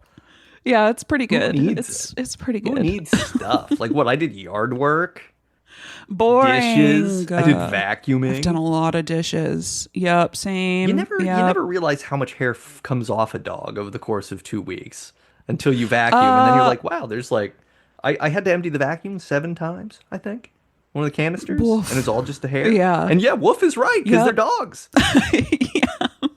I definitely my cat is light gray, and he's got an undercoat, which is really Yeah, you gotta pay extra for fine. that, but it's messy. You do. He was a whopping $80 from the Humane Society. Oh my God. And tomorrow is the 4-year anniversary of him coming home. Oh, your 4-year mouse anniversary. My 4-year mouse anniversary. Aw. But his undercoat gets all into the rugs. And I have like a Roomba knockoff that I run pretty frequently, but I also have a real vacuum that I do not run frequently. And every time I run the real vacuum, suddenly all of the rugs are like a richer color. And I'm like, oh, I've been living in filth. Yeah, yep. This is how all I that feel. undercoat. It's that realization, like, wow, you can't see it, but it was there. Oh, it is everywhere. Oh, it's gross in here. I keep thinking, and this is a terrible idea, but it could also be a really good idea. Why don't we make clothes out of pet fur? Sometimes people make clothes for their pets out of pet fur because it's an animal fiber, so it felts the same way that wool does. Yeah. And so people will make little hats. I do the thing where like if I like just pet my dogs and they're shedding, I'll get like handfuls of it and roll it into a ball and make it real. Like I Yeah. can get it pretty felted out just by like manipulating it with my thumb and forefinger a lot. It really just needs friction and heat. Yeah. And I guess moisture. Don't we all though? So true. Right. That was the MouthGarf report. Yay! All right. Are you ready? Do you remember? I'm Do you ready. remember the word that I mentioned earlier? Usury. That's right. Good. You're gonna see what I did there. I hope I remember. Yay. Yeah, you are gonna see what I did there. I'm glad that I didn't make that up and then ended up lying to you. It's time to play. I see what you did there.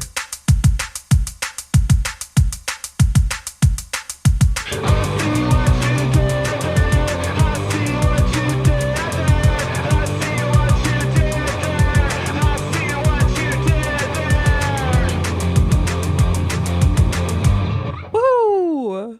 And we're gonna be talking all about money stuff and Great. loans and shit like that. Great. Exciting. You're gonna love it. Woohoo! Woohoo! That's right. Woohoo! Okay. Number one.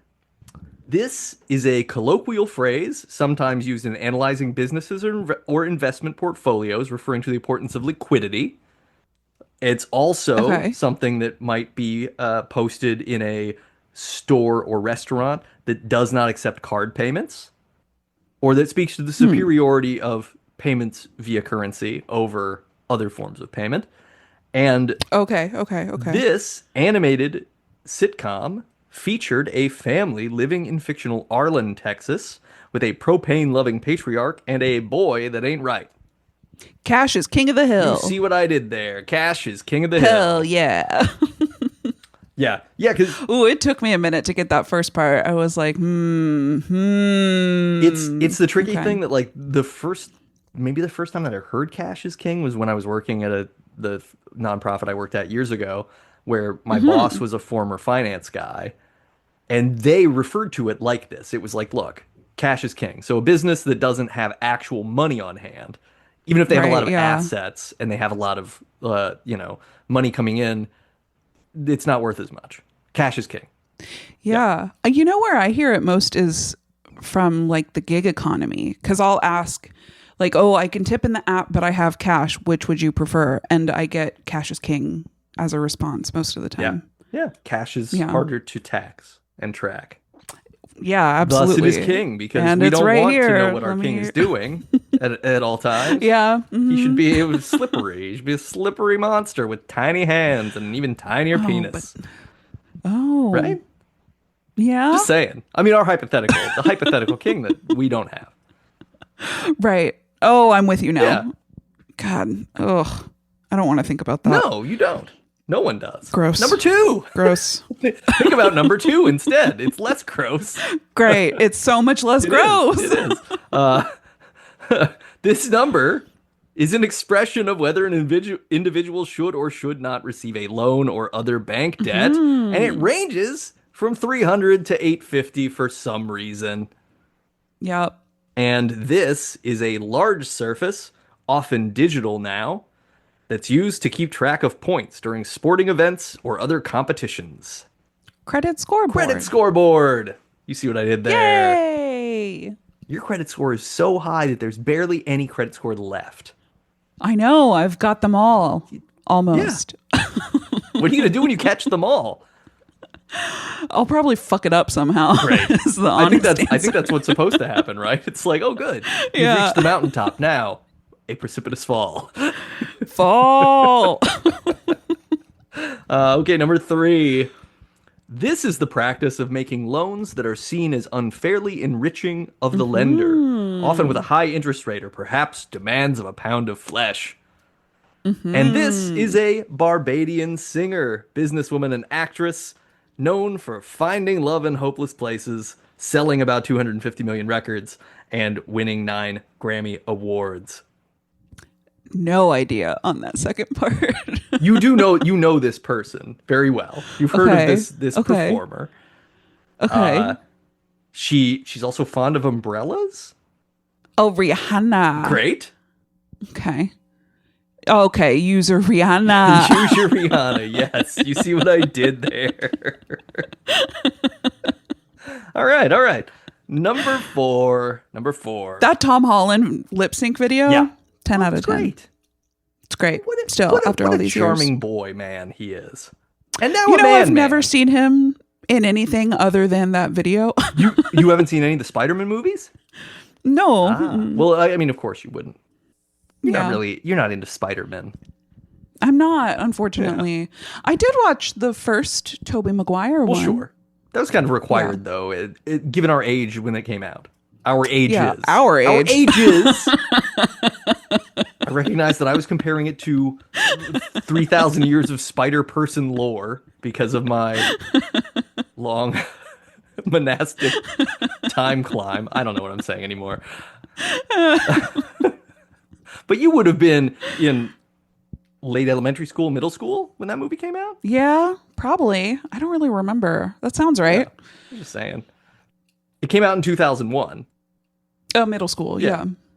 Because there was a whole Yeah. thing that they like promoted the movie with the Twin Towers and Spider-Man in his web between the Twin Towers, and they had to remove that from the movie. Oh, oh no. Unfortunate. Oh, brother, you never know, forget. We gotta never forget. Number 4. This third largest credit card wasn't founded or found by an intrepid explorer, but it was started by Sears in 1985 and was the first credit card that didn't charge an annual fee. And this is Oh. a colloquial phrase alluding to activities done to protect oneself from possible criticism, legal penalties, or other repercussions, usually in a work-related or bureaucratic context, like destroying evidence or rolling over on a colleague. CYA, discover your ass. Discover your ass. Also, just good advice.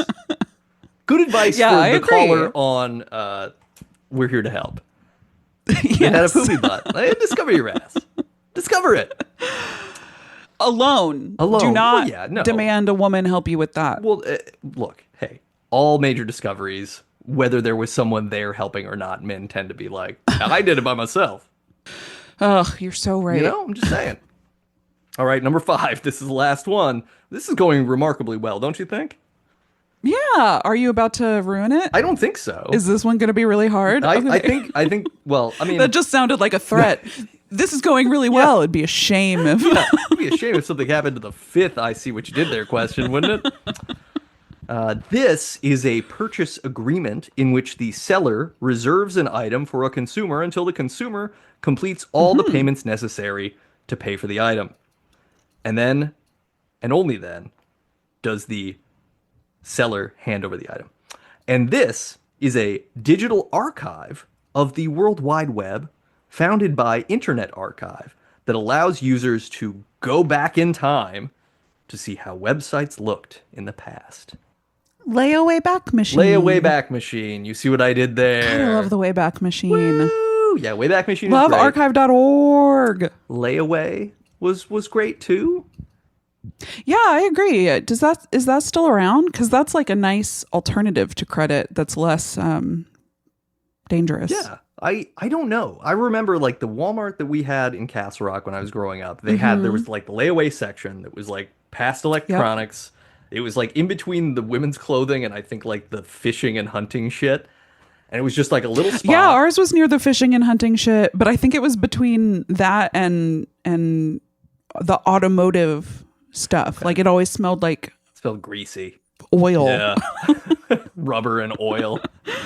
And new batteries, that new battery smell that everybody loves. Oh. Yeah. But yeah, I mean, I'm trying to think if I ever did layaway for anything. I don't know that I did, but I mean, I remember one of my friends growing up did that a lot with stuff where he was just like, yeah, I want to buy this thing that's $80, but I don't have $80, so I'm just going to have them hold it for me so no one else can buy it. Reserve it. Dibs Yeah. on the thing. Yeah, I don't think I ever did, but my parents did. Yeah, it's like I don't. it would be nice to go back to that. It'll never happen though, because I Yeah. feel like it requires the business to be like, oh, you want me to take this inventory out of inventory and hold it so you'll buy it later when you say you will, but you never will, and I can Maybe. sell it to this jackass now. Yeah. Darn, that should still exist. It should. I hope it does. I haven't had cause to investigate. What if we open a store that only does layaway? How is it going to be sustainable, Nate? How are we going to make money? Well, we don't make money for the first like 6 months, but in month 6, we make a bunch of the money from the stuff that we started selling in the first month. Okay. And then we just need a bunch But of other not stores all. down line, and then they pay us for inventory. You have to watch an ad Yeah. to get your item. Yeah. there's I don't no- know. If you want to do layaway, we implant ads in your brain. That's all. Okay. God. That's a Black Mirror episode, huh? It is that like the most recent season of Black Mirror, like the first episode is the like husband and wife. The wife has like brain cancer. She goes to get a procedure.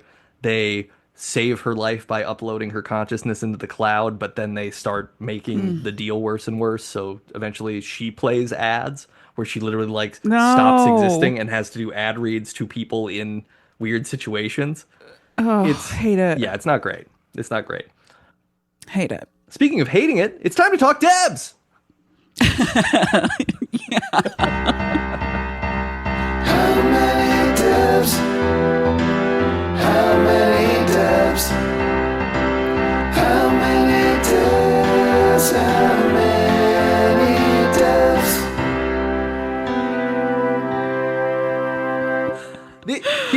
This one's tough for me. Ooh, boy. As usual, I think we have had a 5 Deb performance. This is a 5 Debber from us. Always. Yeah. Now, Yeah. the whole thing that Diners Club hatched and the concept of credit cards and this Pandora's box that has been opened and unleashed on all of us, I think it's a real 1 Deb Yeah. situation. Yeah, it's bad. It's not good. It's very not good.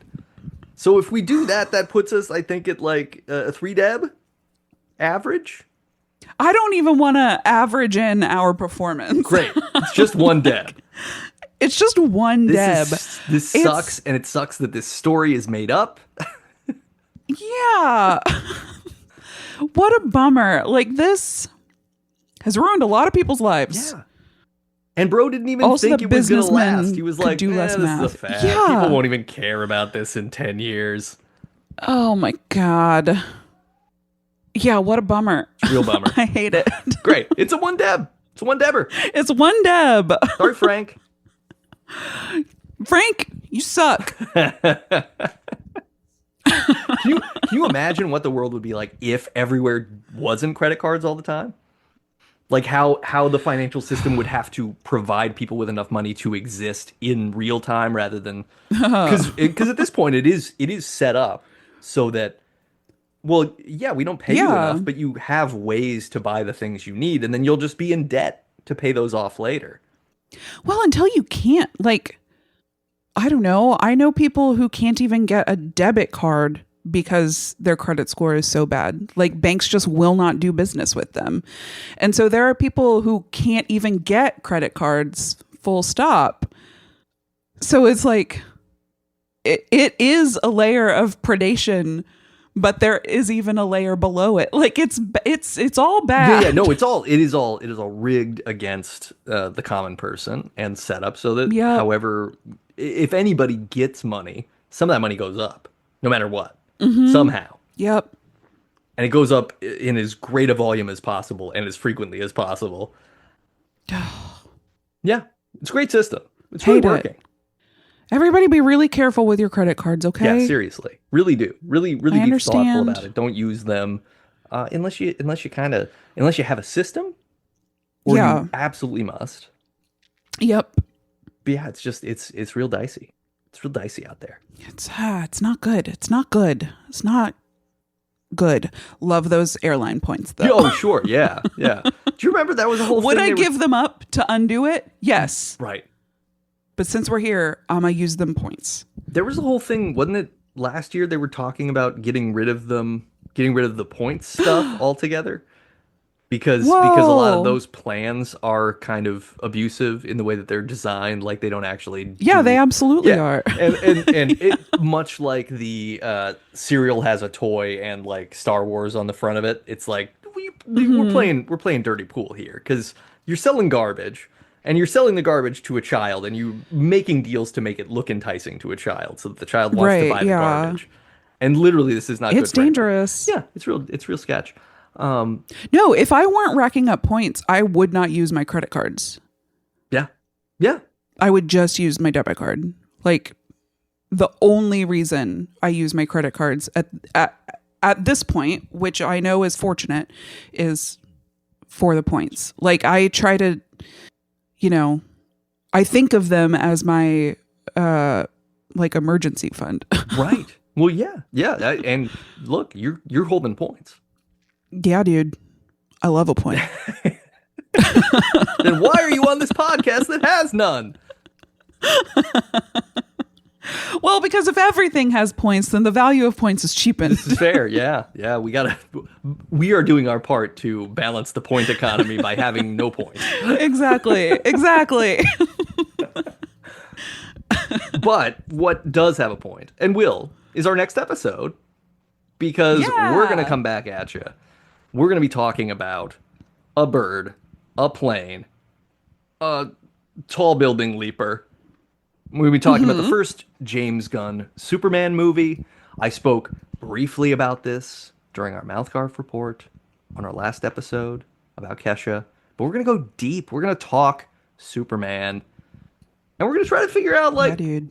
what's woke in this thing, you know? Because I can't wait Kelly to and find I, out. we're constantly watching for woke. We're like, hey, this is getting out of hand. Why can't people be asleep? There's so much woke around. Don't people need I rest? can't wait to learn. I'm sleepy, personally. It's an epidemic. God. It's a pandemic still. Too soon. No, it's Yeah, not, because we well. forgot that happened already. It never happened already. It's great. Uh, So yeah, we're going to talk about that movie. It's going to be a lot of fun. Join us. If you like this podcast, we would love for you to subscribe, rate, and review it wherever you listen, but also go to Apple Podcasts, give us 5 stars, write whatever you want in that old comment. Talk to us about your first credit card. I think that's interesting. Like, when did you get it? Why did you get it? Do you hate, or just, do you hate your credit card? Do you love it?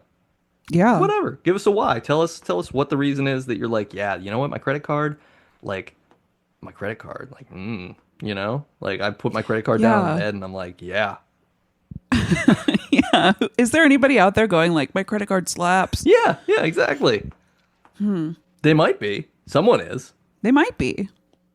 There are people, I think, who have Right like in. dozens of credit cards, and they're just like they love, like, ooh yeah, this one fucking rules, and this one's my dirty credit card that does, you know, does the purchases I don't want anybody to know about.